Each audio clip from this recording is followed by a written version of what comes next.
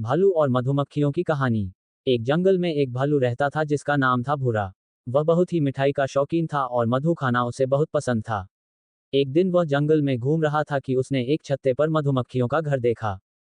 भूरा बहुत खुश हो गया और उसने सोचा, आज तो मेरा दिन बन गया। मैं इन मधुमक्खियों का सारा मधु खा जाऊंगा। वह छत्ते के पास गया और अपनी उंगलियों से उसे सहलाने लगा ताकि मधुमक्खियां बाहर आ जाएं। लेकिन मधुमक्खियों ने भालू को देखा और डरकर डंक मारना शुरू कर दिया।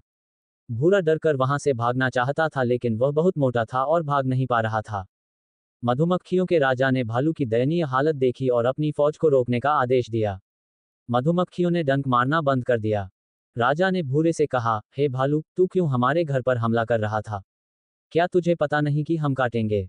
भूरा शर्मिंदा हो गया और बोला, क्षमा करें मधुमक्खी महाराज, मैं बस आपका मधु खाना चाहता था क्योंकि मुझे बहुत पसंद है। लेकिन मुझे अपनी गलती का एहसास हो गया है। मधुमक्खियों का राजा समझदार था।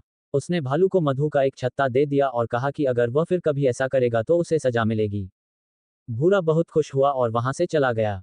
उसने सीख ली कि गलत तरीके से चीजें हासिल करने की कोशिश नहीं करनी चाहिए। अगर उसने शुरू से ही मधुमक्खियों से अच्छे से बात की होती तो शायद उन्होंने स्वेच्छा से ही उसे मधु दे दिया होता। इस कहानी से हम सीखते हैं कि हिंसा और गलत तरीकों से कभी कुछ हासिल नहीं किया जा सकता। हमेशा शांतिपूर्ण और नैतिक तरीकों से ही चीजों को प्राप्त करने की कोशिश करनी चाहिए। साथ ही गलती करने पर माफी मांगनी चाहिए और भविष्य में सुधार करना चाहिए।